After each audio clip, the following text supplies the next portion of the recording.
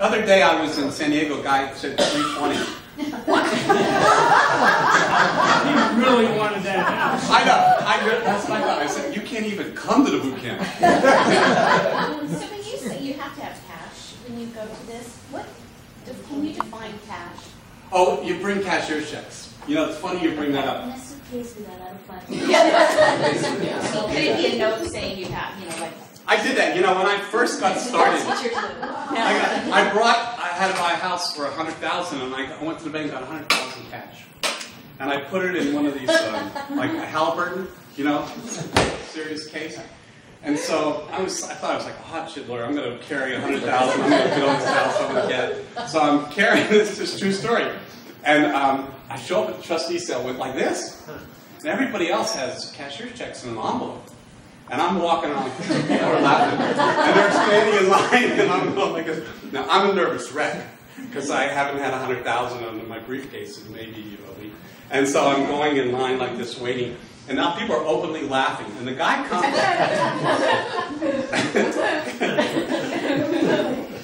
and he says, okay, time to qualify, and it might turn in line. And he says, go ahead, and I open up my briefcase, and all the money looked like a drug deal was going in. So, yeah, but I didn't get the house, so it didn't matter. But from now on, you bring cashier checks in increments. The answer is in increments up to the maximum amount, your reserve price. And the last couple in increments because you could always buy it for less. Okay? And then the sheriffs will send you back a check for the balance if you don't mind waiting a week. Yes, It would be cool is to bring your cashier's checks and that.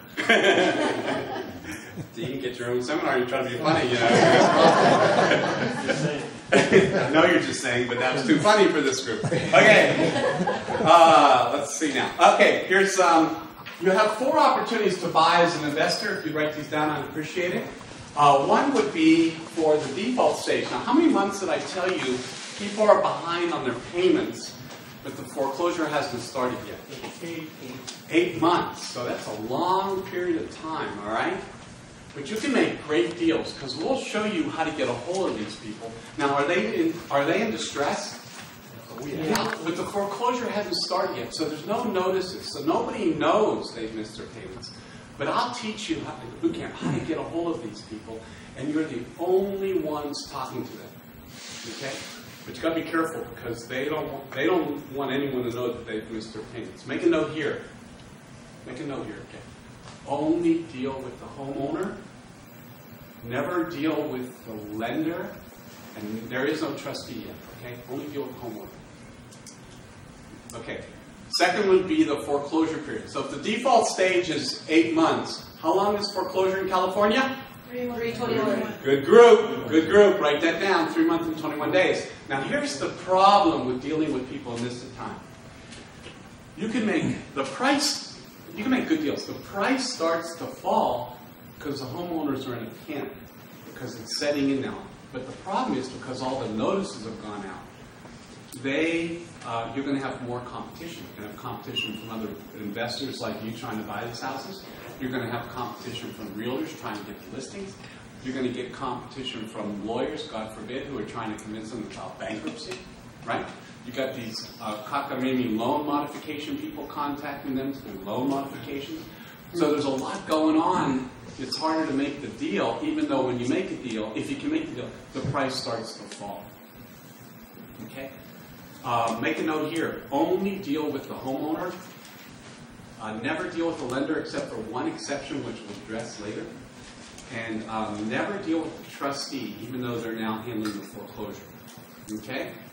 So now we have the third opportunity you have is the trustee sale. If a default stage is 8 months and a foreclosure is 3 months and 21 days, how long is the trustee sale? We just did it. Trustee sale. A few minutes, right? And you can make great deals. Justin bought a house $80,000 below market, right, Justin? Yep. How's that house doing? Great. Great. Okay. Get your loan yet? Not yet. Okay. Make a note here. Only deal with the trustee. Don't. I thought you said that does never deal with the trustee. Only at the trustee sale. Okay. Step 3, trustee sale. Only deal with the trustee. Never deal with the homeowner, and never deal with the lender. So, Okay. So you're saying that for the foreclosure, never deal with the trustee or. That's right. That's right. Because I'm getting them all mixed up. No, don't get them mixed up. Okay, say it again. I charge extra to say it again. Everybody else confused too? Okay, look. When you're dealing in the foreclosure period, only deal with the homeowner, not the trustee. When you're dealing at the trustee sale, only deal with the trustee, never deal with the homeowner. Now, last one is REOs. Now, REOs are a great time for you to make money too, because once the property goes back to the lender, there are no loans against it, so they drop the price to whatever makes sense to get rid of it. Feds require banks to get rid of properties, and if they don't drop the price low enough, then they'll keep lowering it until somebody eventually buys it. Okay? Now, the REO, make a note here, only deal with the lender, never deal with the homeowner, and never deal with, the trustee's job is done, so never deal with them. The reason I say never deal with the homeowner is because in some of these situations, the homeowner's still in possession. You see? And you'll call me, my students call me and say, well, the homeowner says if I give him some money, he'll be able to work a deal out with the lender and I'll be able to eventually buy it. Do not deal with the homeowner, period. All right? These are the 4 opportunities we have to buy. I'm going to finish off tonight by telling you we're going to deal these in order that you want. So what I'd like to see is a little consensus in the room. Which of these are you most interested in as an investor? And you can vote for more than one. Based on that is what I'll teach first. Okay, let's start default stage. How many people are interested in buying from homeowners before the foreclosure is started, but they're really in distress? Raise your hand. Oh, a lot of people. Okay, cool. How many want to buy foreclosure pending? One lonely fellow over here. Okay, 2. All right, how many want to buy the trustee sale with Justin? Buy these houses below market? Okay, we just covered that. And how many want to buy REOs from... Whoa. Whoa. Okay, we'll deal with REOs first.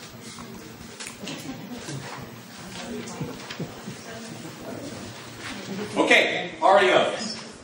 How many have seen these signs? Bank owned.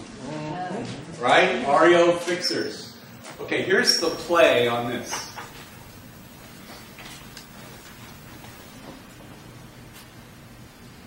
The way the public is increasingly savvy, so home buyers go out on the streets for open houses and they see the signs that say bank owned or REOs, and those are the first ones they rush to, right? Because they think, you with me? Because they're the ones they think are going to make great deals. So your competition is actually homeowners that are out there buying. And they're overpaying. The people that are buying, when they're buying REOs, they're overpaying. So this is not where I want you to go. A first-time home buyer or a step-up home buyer is looking for a house that's finished, turnkey. They don't want anything wrong with it, right? They're willing to pay discount, but they want the house finished. Am I right? Right. Okay. So here's the play you're going to make. Write this down. We're going to buy the worst REOs on the market that have been on the market the longest. That's our play. Now that scares some of you. Don't worry about it. When you are willing to pick up the worst REOs on the market that have been sitting there the longest, the lender will work with you on the price and will substantially reduce it in consideration for what you're going to have to do to fix it up. So let me give you an example. Okay? Everybody understand so far what I'm talking about? Yeah. Okay, now this is sort of frightening to some of you, so, I'll hold your hand. I'll hold your hand for this. This is one we bought, San Fernando Valley, for $221,000. Now it looks pink, but that's just the time of day the sun was setting. I can assure you it's not pink. Although it's like Justin's house, really. Here's what it looked like before. That's what the kitchen looked like. That was far apart. They ripped this stuff out when they walked in the door. Now here's me. So the homeowners, the normal first-time home buyers, they want to buy this because it's on a discount amount of $221. But when they walk in and they see that kitchen, they walk back out the door again.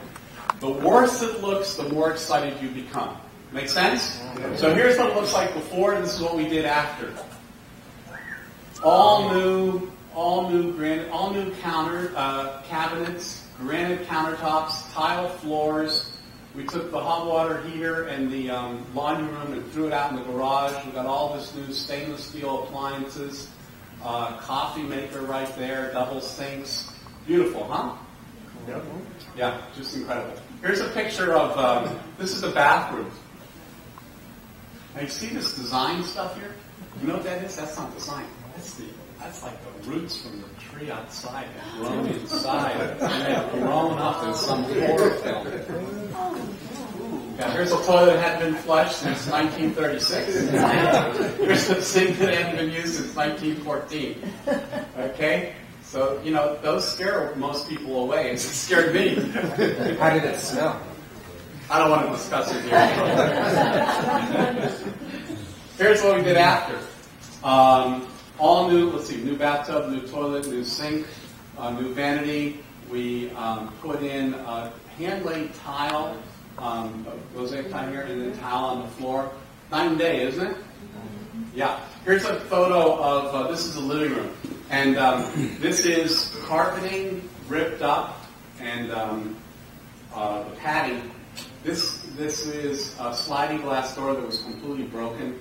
And this hanging down, it had vaulted ceilings, and between the beams, they didn't have central air conditioning in this house, so they put, I don't get this, they put aluminum foil, which to me made it hotter, right?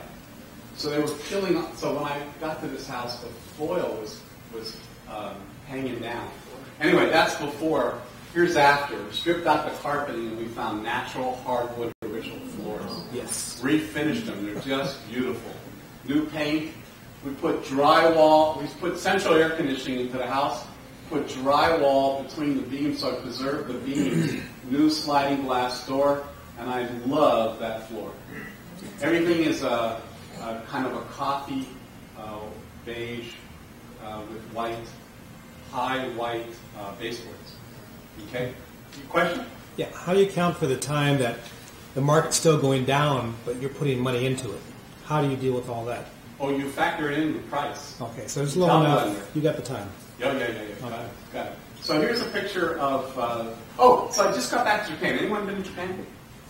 Tell me this is true. In Japan, you know, there's so little space. There's so many people that everything is compressed. So the bathrooms in Japan, the toilet, the shower, and the sink, it's all one room. Am I right? Yep. So I thought I'd try that here. I thought nobody would agree with me, but I thought it was a brilliant idea. Look how much space you save. Okay, so here's my student on the house, and here's the contractor. This is before. Here's the contractor afterwards. You understand that probably. Okay. So we bought the house for $221,000. We listed it for $344,000, and we sold it for $340,000. How's that for doing work? How much did you put in? Oh, they always ask that. Shocking. $26,500. I did it in less than 30 days. And had multiple offers and sold it in another 30 days. You got to move quickly on these things. You don't want to. And of course, we bought this house. The signs we used to sell it still said bank owned. The people showed up. The buyer were first-time home buyers. They're willing to pay $340,000 for a house they thought was like, wow, this is marvelous. See what I mean? That's the play. Yes. From the time that it went into, you took title. How long of a period before it was sold? As I said, it took 30 days to fix it, and 30 days listed until we sold it. What was the flip?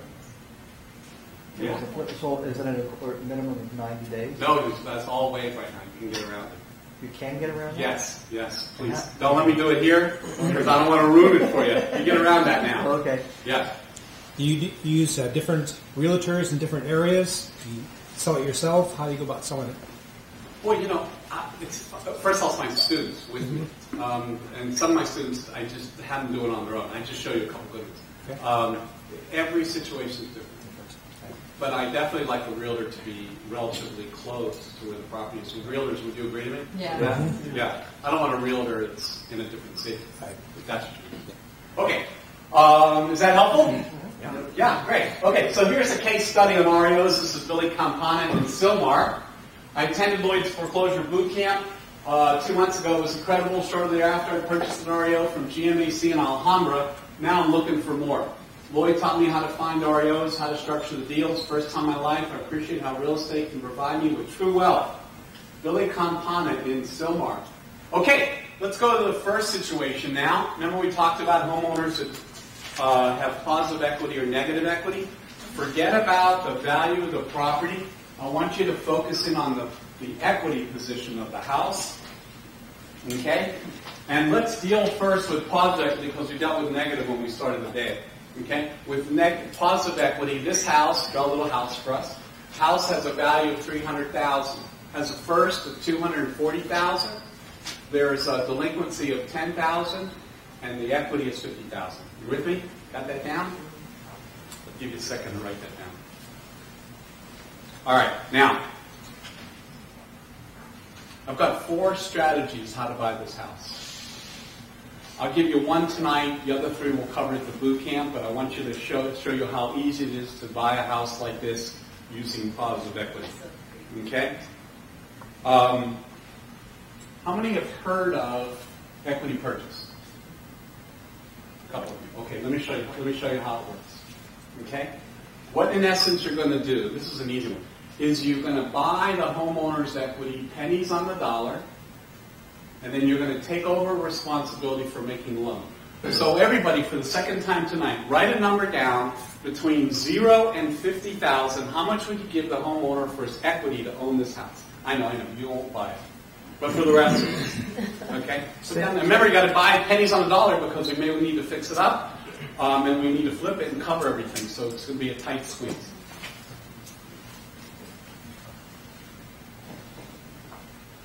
Okay, ready to go? Okay, let's start here. Is that KC? JC? You can bet. What was yours? 18? 15. Anytime tonight you're ready, you let us know. We're in no hurry. What? 2,000. 2,000? Good girl. 25. 25 what? 25,000? 10,000. 5. 10. 2. So you and, did you say 2? 2.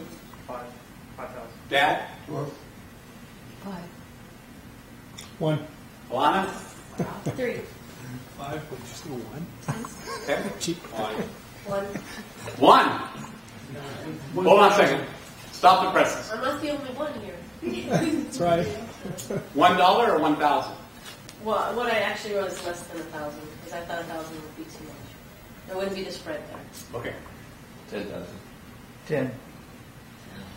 15. 10. 13. 15. Thank you. 15. 5. You two better get it together on the way home. You've got these numbers going to cause a problem. 1,500? 10. 1,000. 1,000 each or 1 for the whole family? Okay, cool. Yes, question? My main concern would be what is the homeowner need? What is like moving costs? Oh yeah, that's good. Okay, that's good. That works. That's work. Here's how I do this. I usually work off of 10% of whatever they think their equity is, because in reality it's probably nothing.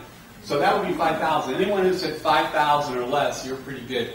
10,000 is also okay. Once you're over 10,000, you are remedial cases. You need to sign up for the boot camp.